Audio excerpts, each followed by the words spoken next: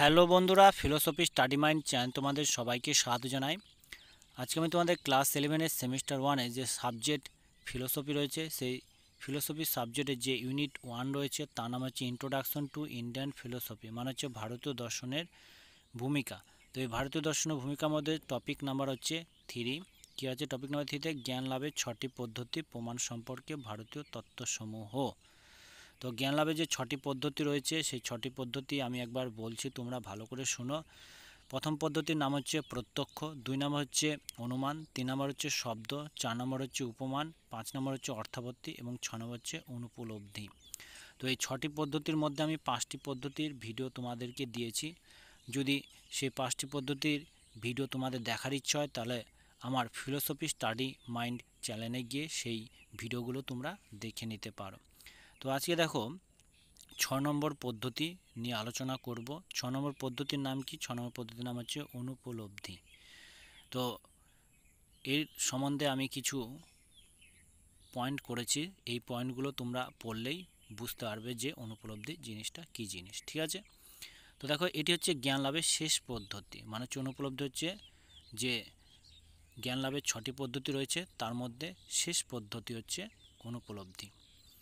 তবে দেখো, এর মাধ্যমে অভাবের জ্ঞান হয়। তাহলে এর মাধ্যমে কিসের জ্ঞান হয়? অভাবের জ্ঞান হয়। অভাব মানে কোনো কিছু না থাকার জ্ঞান হয়। ঠিক আছে?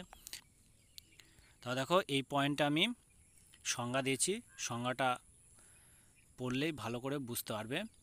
সংজ্ঞাতে দেখো কি লিখেছি, যে কোনো স্থান বিশেষ এবং কাল বিশেষের মধ্যে যে বস্তু উপস্থিত থাকার কথা, সেই বস্তু যদি সেখানে না থাকে, তাহলে তার মধ্যে যে অভাবের সূচক হয়, সেই অভাবের জ্ঞান যে প্রমাণের দ্বারা হয়, সেই প্রমাণকেই অনুপলব্ধি বলা হয়। তাহলে দেখো, আবার বলছি, ভালো করে শোনো, যে কোনো স্থান বিশেষে হোক বা কাল বিশেষেই হোক, ঠিক আছে, কি যদি কোনো বস্তুর উপস্থিত থাকার কথা থাকে, আর সেই বস্তু যদি সেখানে উপস্থিত না থাকে, তাহলে কি তার মধ্যে অভাবের সূচনা হবে। ঠিক আছে? আর সেই অভাবের জ্ঞান যে প্রমাণের দ্বারা হবে, সেই প্রমাণকে কি বলবো? অনুপলব্ধি বলবো।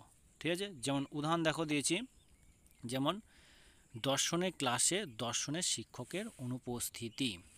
তা দেখা হলো আজকে তোমাদের দর্শনের ক্লাস আছে, সেই দর্শনের ক্লাসে আজকে দর্শনের টিচার আসেনি।